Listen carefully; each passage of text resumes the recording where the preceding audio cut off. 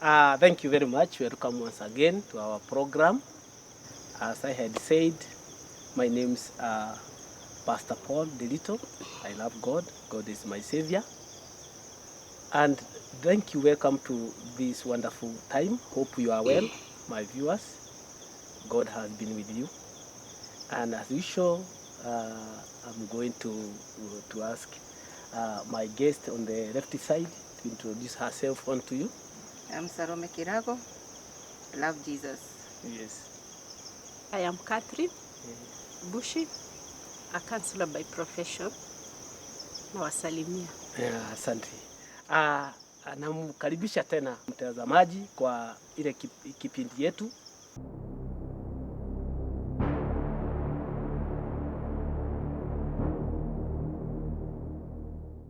Tutaendelea tuna mafunzo yetu ya generation curses ama laana ya kiukoo, na tutaendelea pahali ambapo tulikuwa tumefika.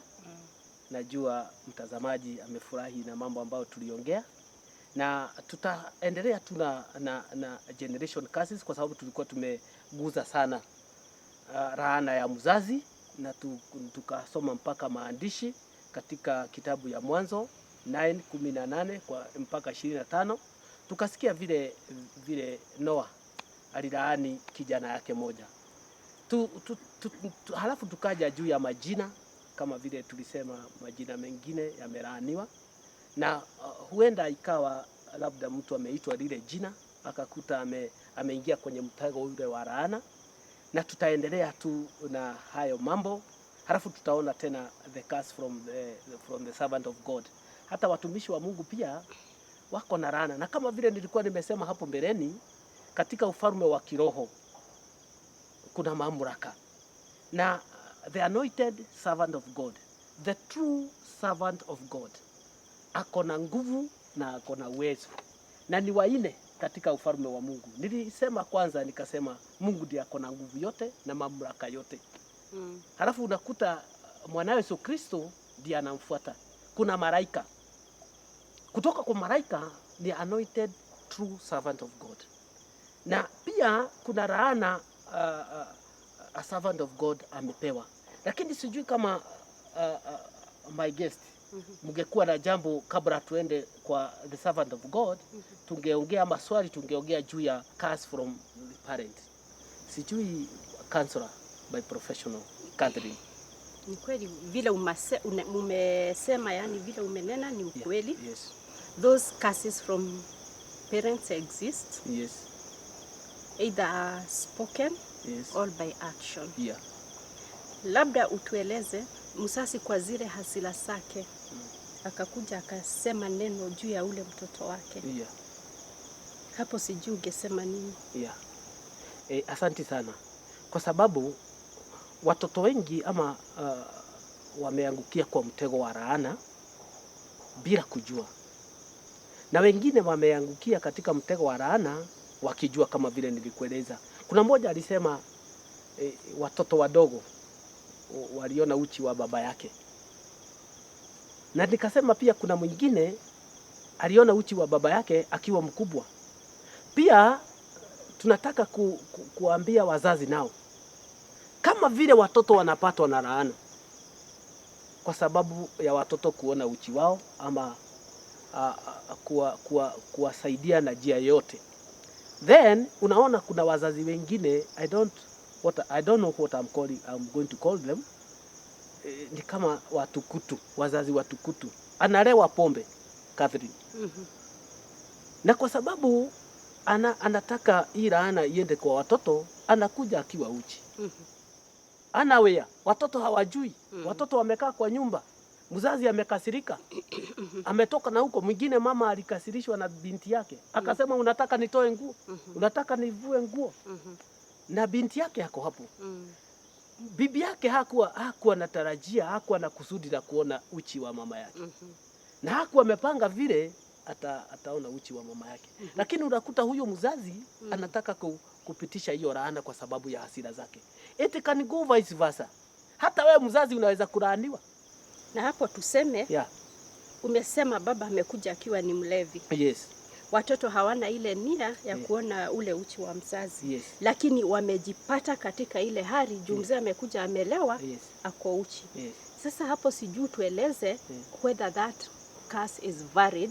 Kulingana na vile umesema kuna laana kuona nini uchi wa mzazi. Na hawa ni watoto wamejipata katika ile situation. It was not intentional. Yes.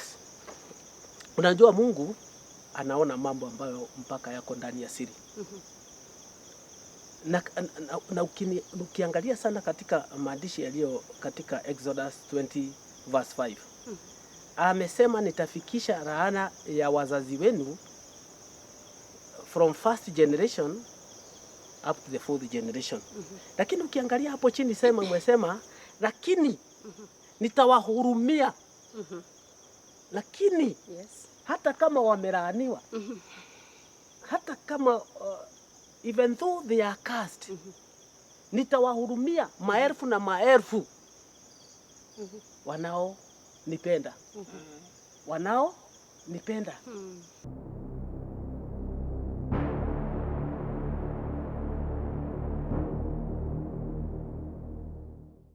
Tuseme kama hao watoto hawakuwa na intention ya kuona uchi wa baba yake. But baba yake ako na intention, ako na that intention waone uchi. Sasa Mungu mwenyewe ataangalia nani alikuwa na intention, nani hakuwa na intention. Utakuta kwa sababu baba yao alikuwa na intention aone watoto wake wamuone uchi walaaniwe. Utakuta wale watoto Mungu amegeuza. Wengine wanaona uchi ya baba yao wanapotea. Wengine wanamuona akija akiwa uchi wanapotea. Lakini baba yao anawafuata. Issue ya wale watoto sasa nilikuwa naongea juu yao last time. Mama anapakulia watoto wengine kwa sababu binti yake ametajirika. Anawapakulia mzuri chakula kwa sahani mzuri. Anawalisha mzuri. Lakini wa huyu binti yake ambaye ni maskini anawape chakula kwa mikono yao ikiwa moto. Unaona watoto wanatoka nje wamelia kwa sababu hawataki kuangusha kile chakula. Hawataki ile chakula ipotee, wanataka kula lakini wanachomwa. Wanaenda wakisema, hata wengine wanaenda wakinena neno la Mungu, "Guy, nisaidie, Mungu nisaidie. God help me." Unakuta sasa ile kilio ya watoto inafikia Mungu. Wakati alikuwa analaani, unakuta kwamba it is like she was cursing them. Lakini Mungu amegeuza. Haitakuwa laana sasa, itakuwa baraka. The same children that you have cursed, huenda wakabarikiwa na mwishowe wakakusaidia wewe. Hapo ni ukweli, sababu Biblia huwa inatuambia Biblia. Wakinililia nitasikia kilio chao. Nitawahurumia. So maybe kile unatuambia, what you are trying to tell us is usifanye mtu awe na ule uchungu alilie Mungu. Sababu ile laana labda ungekuwa unatakia ule mtu itakurudishia mwenyewe. Mungu atasikia ile uchungu ya roho ya ule. Atasikia kilio chake, atamfuta machozi na atampatia nini? Baraka. So tuwe ni wale wa kunenea watoto wetu maneno ya baraka, maneno mazuri, tusiwaumize roho. Even the Bible tells us, is it in Proverbs? Children, labda hapo mchungaji unaweza tu. It is there in the Bible, I think in Proverbs. Watoto wasiumize teach your parent. Wasasi wasiumize watoto wao. Nao watoto wasiumize wazazi wao. Respect your parents. Obey your parents. Thank you. So ile nasikia kutoka kwako ni kama suluhu iko. Mungu ni wa huruma, Mungu ni wa baraka. And there is no curse that is bigger than God. Thank you. Anything you want to add before we go to another topic or before you go to another chapter? Thank you, Pastor. I think I just concur with her. And in my mind I was thinking, what about these children who are cursed by their, maybe it's a stepmother. She's married in a certain home. When she comes there, she's an authority to those children. And she starts calling them names names that are cursing. Mutakufa kama mama yenu or baba yenu in case it's the other way loud. Yes. And these children, they live a life of bitterness because of these step parents. Yes. These children, they are innocent. Yeah. Will the curse follow them? Yeah. From these step parents, Oh, yeah. aunties, whoever takes care of them, Yeah. and give them bad names. Yeah. Yeah. Thank you. Automatically, as our counselor said, there is God who is in heaven. There is God who listens. There is God who knows. Alikuwako, alisikia. Watoto wamelaaniwa without any reason. Watoto wameambiwa watakufa na baba kama mama yake or vice versa without any reason. We are talking about curse. But this curse saa ingine hawezi kuta wewe bila sababu yoyote. Kama vile nimesema, father akuja amelewa, akuja na matusi kwa sababu ya pombe yake alikunywa. Pombe ya shilingi 10, ya shilingi 20. Araani watoto wake. Mungu wako na anajua. You are drunkard. Ukiwa soba hauwezi kuwaraani. Are you getting me? Kwa hivyo ile jambo tunafaa kujua kwamba ni kumtumainia Mungu. Mungu ambaye anaona ndani ya siri. Mtumishi wa Mungu hawezi kuona ndani ya siri. Mzazi hawezi kuona ndani ya siri, lakini Mungu anaona ndani ya siri. When you are cursing them, God was there. When you are cursing them, God was there. There is another story.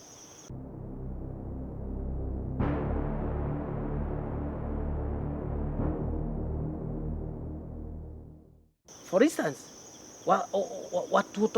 vijana wawili wakazaliwa kwa boma moja, lakini kwa sababu shamba ilikuwa kubwa, mmoja akafikiria mabaya juu ya brother yake. Akajiuliza ndani ya moyo, na nikimuua si nitarithi hii shamba yote? Because we are born only me and my the two of us.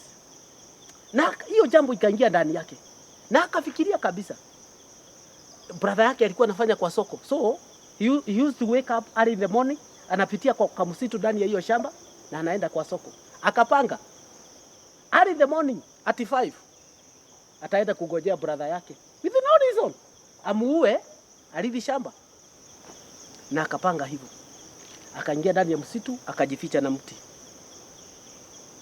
na chuma. Amechukua chuma, anataka kuua brother yake. Hakuna mtu alikuwa naona. Wazazi hawakuwa naona, sister zake hawakuwa naona, hata majirani hawakuwa naona. Lakini Mungu alikuwa anafanya nini? Anaona. That early in the morning.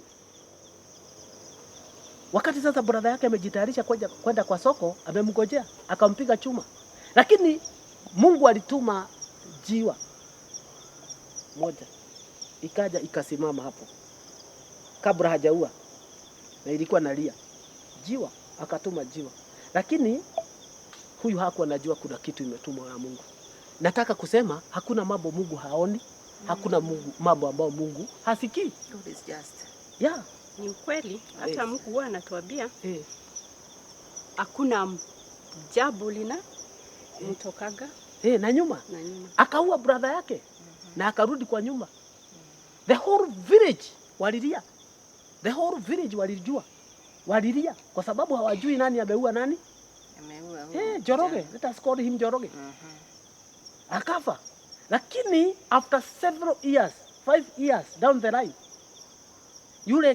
yule mjamaa aliua, wakakaa pamoja na marafiki wake.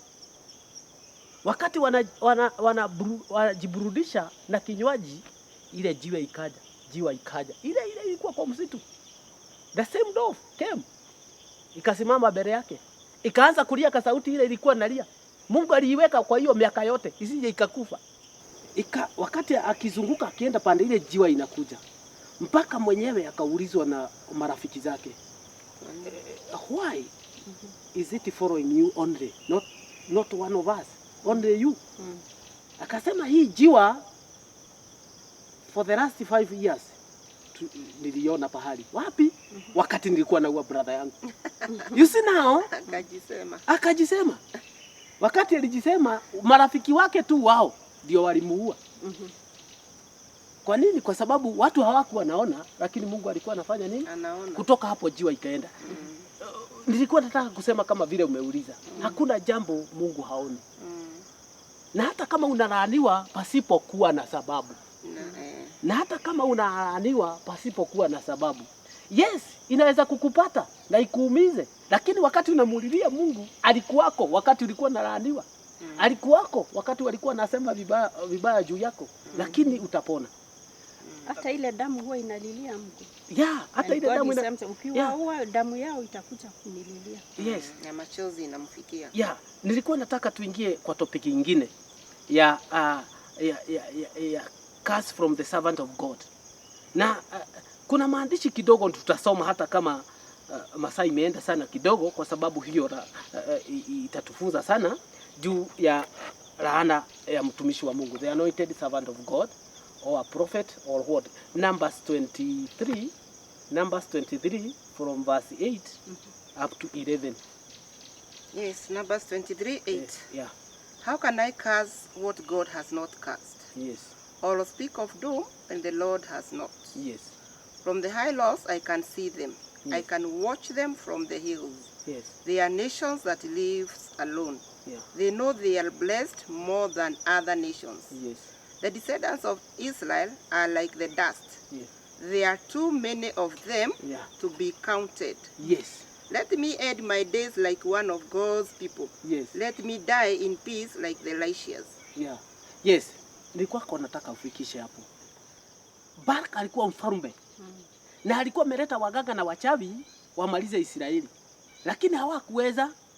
Akaona ni mzuri kwa sababu the anointed servant of God ako na nguvu ya kulaani.